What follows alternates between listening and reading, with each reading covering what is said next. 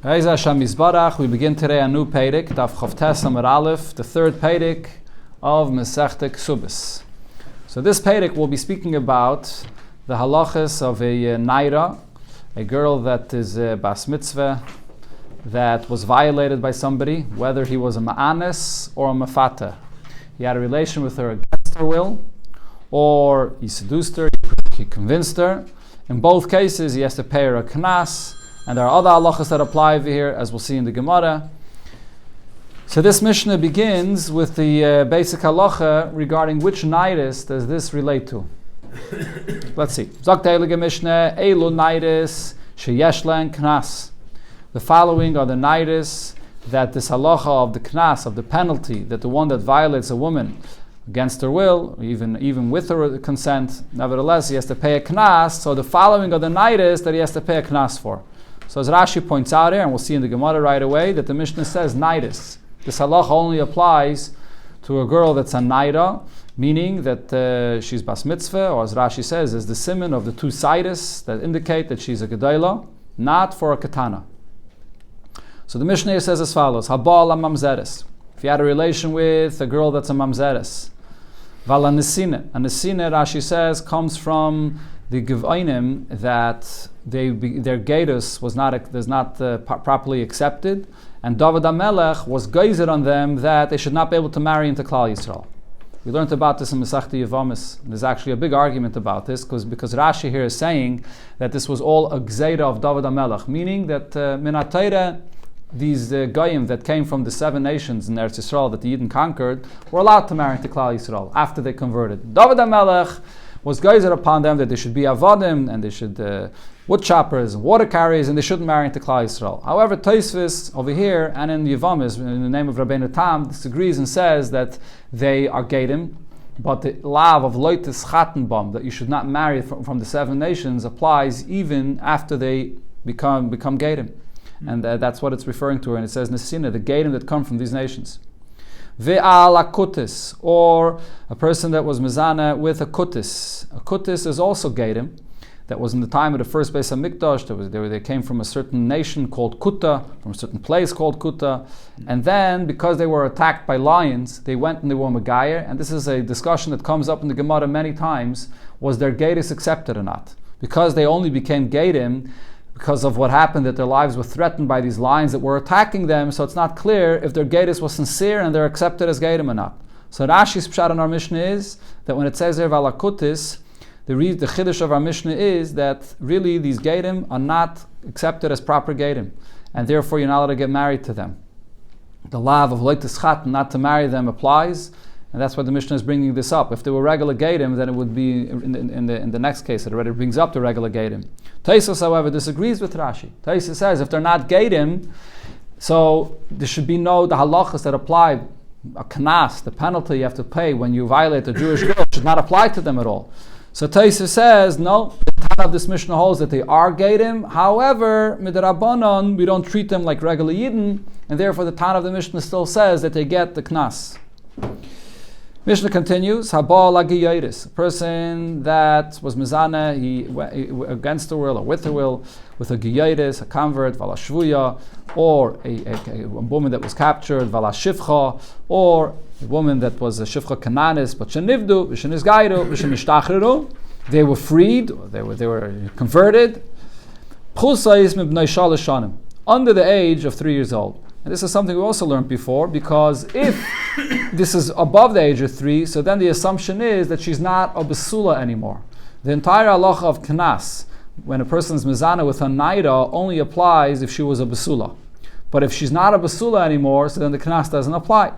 So over here, these women, if they were under the age of 3 when they became a yid, so then even if someone had a relation with them at such a young age, but the basulim comes back. So therefore someone that's mezana with them will have to pay this knas. Further, the Mishnah says another chiddush here. A person that was mezana with, it's his sister, his father's sister, his mother's sister, on his wife's sister, al eishes achiv, on his brother's wife. So here, this case of eishes achiv, Rashi clarifies that it's not so simple, because if it's his brother's wife, so then she should not be a psula anymore. His brother married her already. So Rashi says the case is that there was only kiddushin, the first stage of marriage, not the second stage of marriage yet. Besides that, Rashi says, it must be speaking about a case where the brother divorced her already. If the brother did not divorce her, she's an Eishes Ish. And if she's an Eishes Ish, if you have violated an Eishes Ish, you chayiv misa. And there's no knas in a case where you chayiv misa. So that's the case there, that he divorced her already. And same is also with Val Eishes Achi Aviv, with the brother of the father, in other words, an aunt, the person has a relation with her. It's also a case where there was only Kiddushin and he divorced her already. Val Anida, or a person that's mezana with a woman that's a nida. So what's unique about all these cases? What's the chiddush in all these cases? That you would still have to pay knas. So the Mishnah explains, Yesh Lem knas, the obligation of paying knas still applies, afal pi sheheim bihikaris. Even though all these women in this last case that we mentioned here, there's a chi of karis, and having a relation with them. But the chi of karis will not absolve you of paying the knas. But because ein be'em mises bezdin, these are arayis where you're not chayv a mises bezdin. This will be a big discussion soon in the Gemara, that there's a concept called kam lebederabe minei. Therefore, when you chayiv misa, if you chayiv a death penalty, so then there is no chiv to pay any money. But the chiddush of our Mishnah is, in this case, when there's a chiv kares, which is a very severe punishment, but nevertheless you still have to pay the money payment of knas. So hani nairais psulais islu knas. The Mishnah is listing you and saying, Eilu nairais. These are the nairais that you chayiv to pay knas. Only these, but ksheris lai, but just a regular kosher Jewish girl that someone is mezana with, you would not be chayiv to pay knas. How could that be?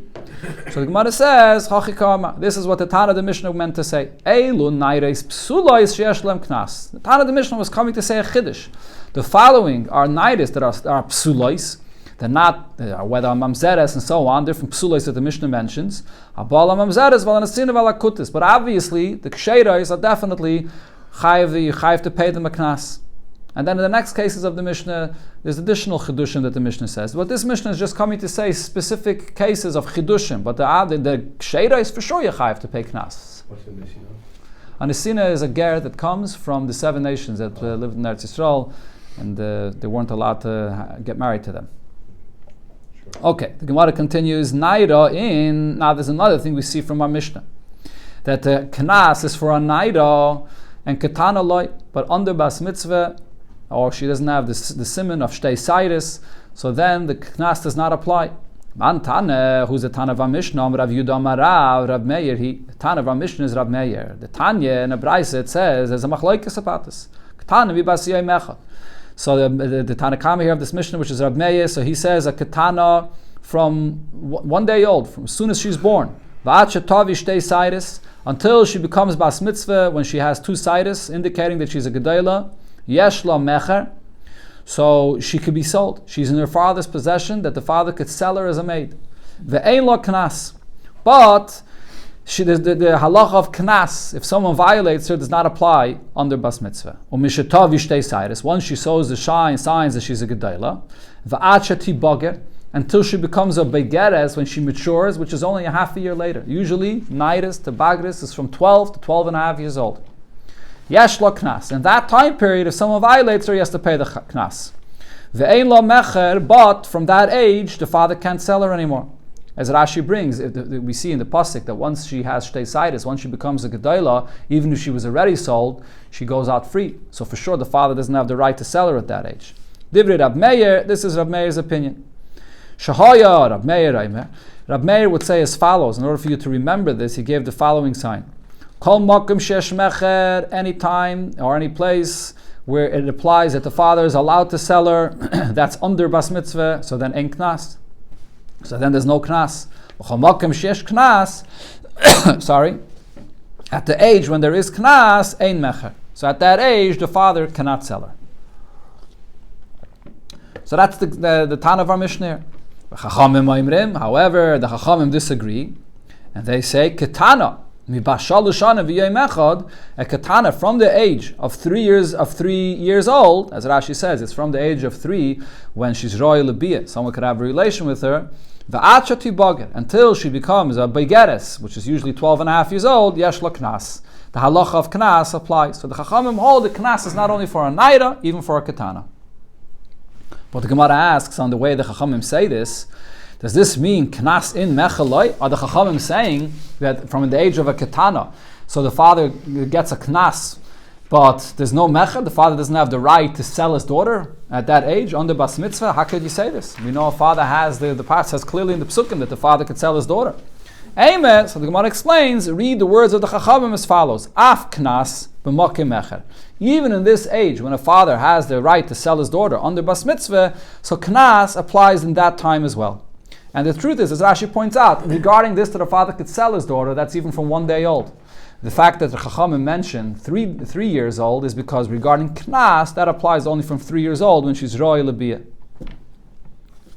But now the Gemara goes back to the Mishnah and discusses this, that the Mishnah says that even the naides psulois, which are these naides, these girls that a yid is not allowed to even marry, a mamzeres. A mamzeres is not allowed to marry into Klal Yisrael, or the nesina.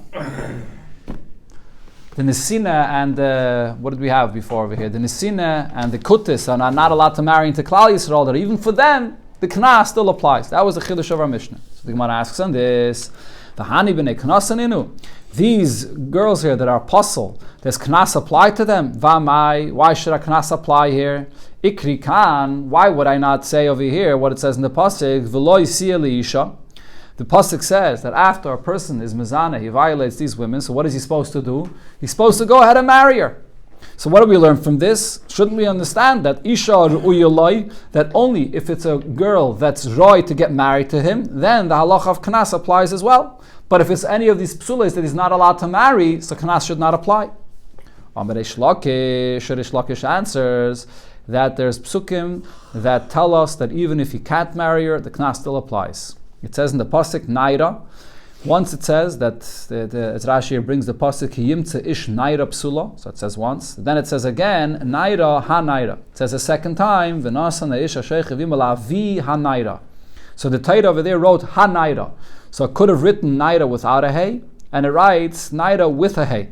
So therefore we have 3 different times that it's saying something to understand who the knas is for. The naira the first time, then the second time ha naira. So you darshan the naira and the hey. So chad legufe. The first time is coming to tell you the halach itself of the knas that applies to a kosher, normal Jewish girl. The chad la'asuye. Then the second time that we learn out from here, it tells us even l'chayve lavin, even a girl that to marry her, there would be a isar, a chiyav of a lav. The knas applies to that as well. And the chad la'asuye chayve krisis. And the third time it's coming to teach me that even if it's a girl where there is a chiyav karis, not to marry her, but still you'd be chayav to pay her a knas. So therefore we have this drasha that's adding this. Rav Papa learns out from a different place. It said we learn out from what it says. This is a pasuk that says by a mefate. So there it says besula. First time it says besula, as Rashi brings the pasuk v'chiyefate ish besula. Then it says afterwards besulais. It could have said besulais without a hey, and then it says ha besulais with an extra hey. As the Rashi brings the pasuk kesef yishkel kemoyer besulais. So again, we have 3 different drashas we darshan here to add who's included in the knas. Chad legufe, one is telling me regarding the halacha itself, regarding akshera. V'chad lasuya chayiv elavin. The second time is coming to add even a chiyav lav. There's also knas. And v'chad lasuya chayiv krisis. And the third time comes to add even in a case where there's a chiyav kares, you're not allowed to marry her, still there's a knas. Now the Gemara wants to understand, we have over here 2 sources for this, Rish Lakish and Rav Papa. Rav Papa, my time alayama keresh lakish. Why did Rav Papa not use the drasha from the extra words of Han-Naira like Rish Lakish did? So the Gemara answers, according to Rav Papa, you learn out something else from there. That extra word of Han-Naira, when it says that V'nos, the full pasuk there is V'nosan la'avi naira, he learns out what Abaye dash in there. Abaye said as follows: Ba leo umeisa. He had a relation with her, and now this girl died. So usually you would have to pay her a knas, but she died before they came to a Torah, and he comes to the Torah with the father, and he pays the father the knas. So potter. Once the girl died, he's potter to pay the knas. Shenema, because when the pasuk says you pay the knas, what does it say? V'nasan la'avi naira. You pay the knas to the father of this naira. La'avi naira v'loy la'avi mesa. That means only if she's alive, but not if she passed away. So this hanaira is not extra. It's coming to teach me this halacha that only when she's alive the knas applies. That's why Rav Papa did not darshan from there. Now in the reverse, why did Rish Lakish not learn out this halacha that you give the knas even for a case of chiv lav or chiv kodes, like Rav Papa learned it out from Habesulais?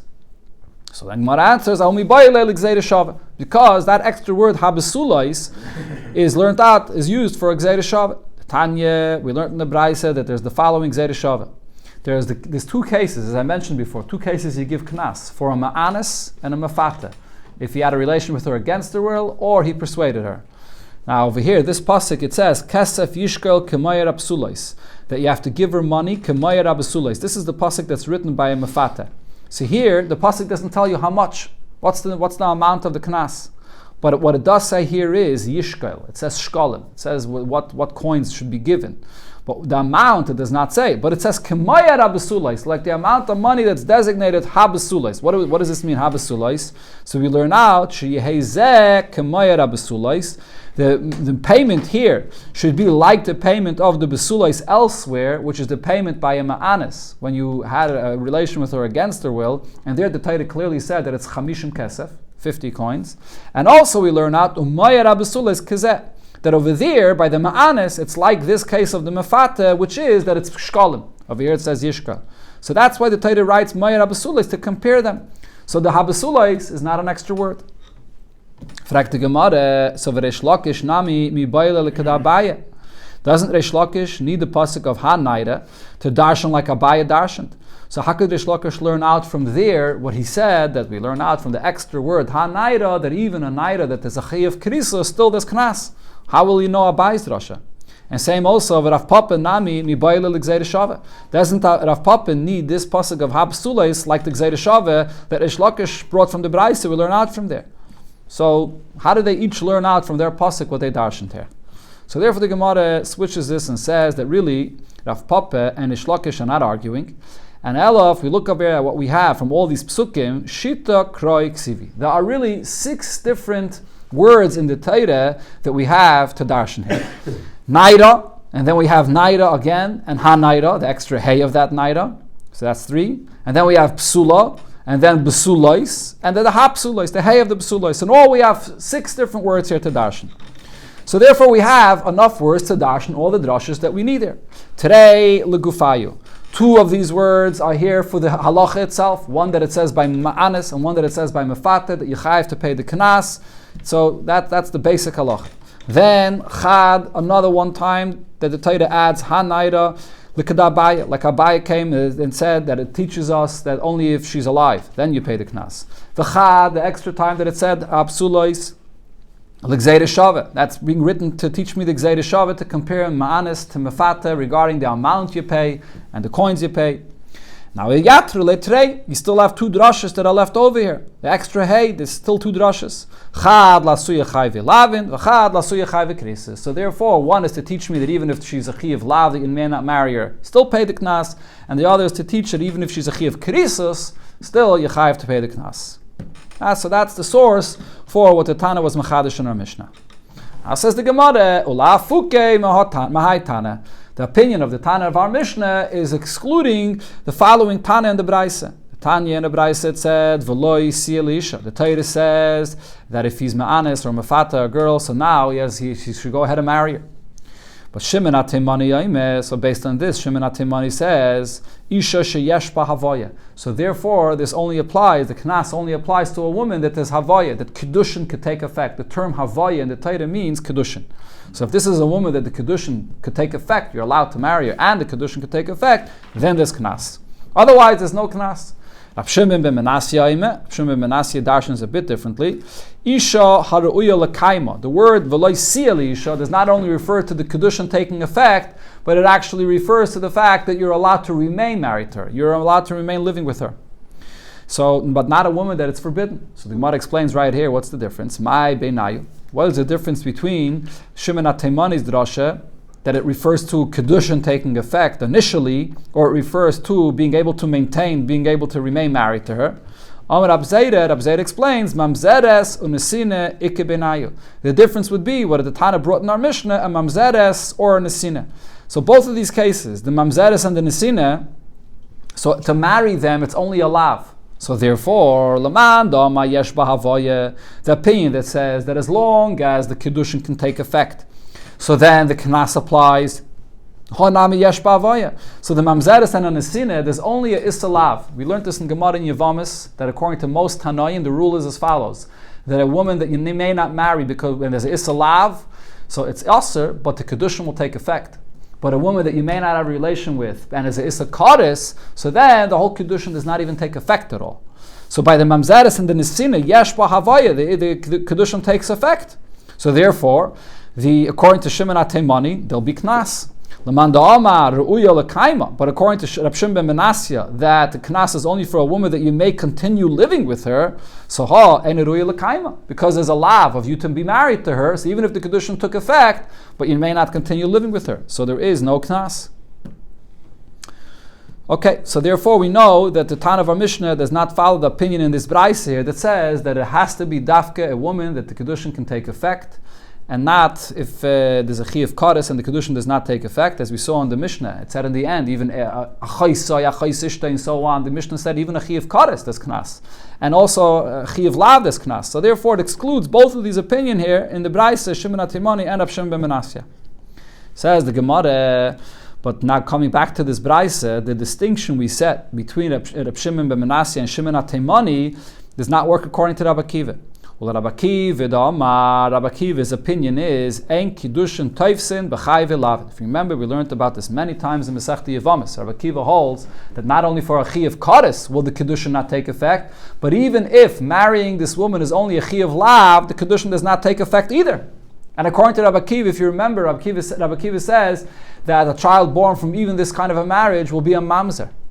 So if so, according to him, what is the difference between these two drashes when one says that Veloisi Elisha means a Isha Sheyesh Ba'avaya, a woman that the Kedushin will take effect, and Rab Shimon ben Menasya says the one that you can continue living with. If it's a Chiyuv Lav, either way the Kedushin will not take effect. Rashi and Tosfos both here clarify that this question of the Gemara is not based on Shimon HaTeimani's opinion, but only on Rab Shimon ben Menasya. Shimon HaTeimani doesn't even hold the Chalal of Rabbi Akiva's opinion. It's clear in the Gemara and Yavamis that Shimon HaTeimani holds that if it's an Isser of Chiyuv Lav, the Kedushin does take effect. So according to him, the Gemara can't ask the question, how are we going to explain according to Rabbi Akiva? But the Gemara is asking according to Rab Shimon ben Menasya. Because Rab Shimon ben Menasya may hold like Rabbi Akiva, so according to him, why is he changing the drasha here and saying that V'lo Yisiya Leisha means a woman that you could still live with? According to Rab Shimon ben Menasya, if he holds like Rabbi Akiva, there's no difference between saying a woman that you could continue living with or a woman that the Kedushin will not take effect. Because either way, if it's a Chiyuv Lav, you can't continue living with her, and the Kedushin never took effect in the first place. So according to Rab Shimon ben Menasya, the Gemara is asking, what is the difference between the way he darshan the pasuk and the way that Shimon HaTeimani did? Answers the Gemara, Ike Beinayo, even according to Rabbi Akiva, there is a case where there's a Chiyuv Lav and the Kedushin will take effect. And when is that? Almana l'kohen gadol. The Isser of a Lav, of an Almana to marry a Kohen Gadol, that's a kind of a Lav that the Kedushin will take effect according to Rabbi Akiva. Rabbi Akiva is made over here that the Kedushin will take effect. And the Gemara brings the source of this. Rab Simoi, as Rab Simoi said. The Tanya and Abraisi we learned Rab Simoi, Rab Simoi said according to Rabbi Akiva. Menakoil oised Rabbi Akiva mamzerin. Rabbi Akiva says, anytime you marry a woman that's forbidden to be married to her, even if it's only a Lav, the children are mamzerin because the Kedushin never took effect. That excludes an almana that marries a kohen gadol. Here we clearly see from the pasuk that the child is not a mamzer and the kedushin takes effect. Shahrei Yomra Torah. What does the Torah say? Lo yikach. Do not marry her. V'lo yechalal. And it should not desecrate your children. What this means is chilulin hu aisa. Your children will become a chalal, but ve'nais mamzerin. Your children will not become mamzerin, and the kedushin takes effect. So therefore, this is the case that there's a difference between Shimon HaTeimani and Rab Shimon ben Menasya. Over here, the Kedushin does take effect, but this Kohen Gadol may not continue living with this Almana. But the Gemara now brings, not everybody agrees that this is Rabbi Akiva's opinion. Well, Rabbi Yeshevov disagrees with Rab Simoi. Rabbi Yeshevov said, Bo Yuvin Nitzvah Chal Akiva ben Yosef. Let us come and scream at what Rabbi Akiva ben Yosef said. What did Rabbi Akiva say? Any woman that's not allowed to get married to a Yid in any situation, avlad mamzer. Kedushin does not take effect, and the child is a mamzer. So according to Rabbi Shevov, Rabbi Akiva held that this is true even regarding an almana to a kohen gadol. Right? So Rabbi Shevov obviously disagreed with Rabbi Akiva, and he said, look, Rabbi Akiva is making so many mamzerim in Klal Yisrael. But according to him, this applies even to an almana to kohen gadol. So my benai, what difference is there between Shimon HaTimani and Rab Shimon ben Menashe if, according to Rabbi Akiva, either way the Kedushin never takes effect? Says the Gemara, let's just finish this Indian here. Ikke benayu chai ve'asei.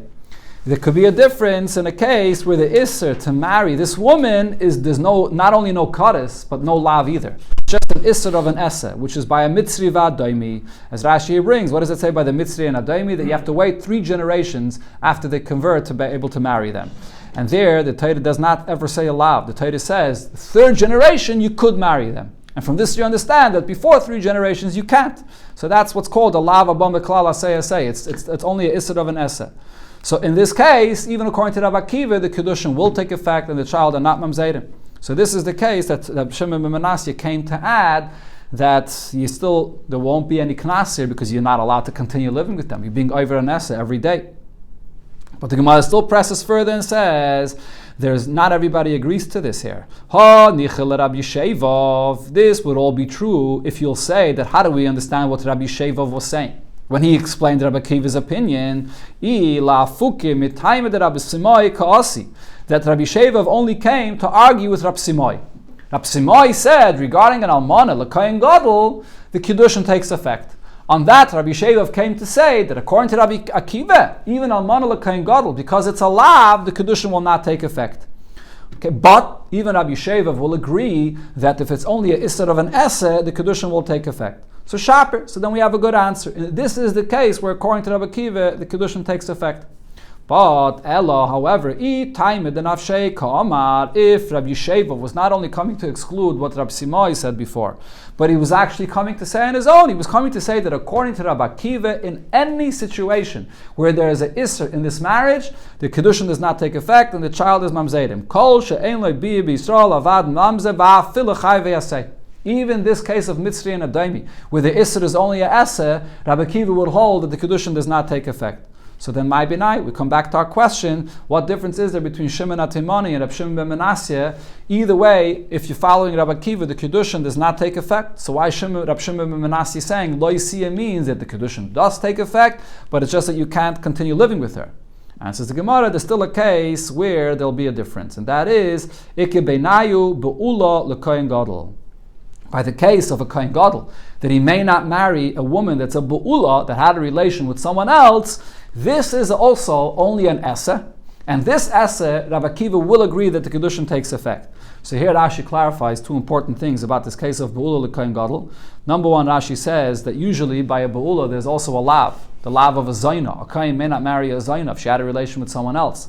But Rashi clarifies, we're speaking about a girl that was a pnuya, she was a single girl and had a relation with someone else. And in such a case, she does not get the status of a zayna. Only if she was an Ashes Ish and she had a relation with someone else that she gets the status of a zayna. Besides one opinion, we learned about this in Yevamis. Rabbi Lazar holds that even a single girl gets the status of a zayna, but we don't pass like Rabbi Lazar. Another important thing Rashi points out is, we're talking over here all about the halacha of knas. Knas only applies to a besula. So if she's a bu'ula, how is there any knas here? So therefore Rashi says, when it says here bu'ula, bu'ula means shaloi kedarka. Someone had a relation with her in the unusual manner, and she still is a besula. Okay, so that's just to clarify the case of what's speaking about here. Now the Gemara explains why in this case does Rabbi Akiva hold that the Kiddushin will take effect. Umayishna, what's the difference with this case? The Havale Esse she'enoi shava b'kol, because this is an Esse that's not equal for everybody. So therefore, in such a case, Rabbi Akiva holds the Kiddushin takes effect.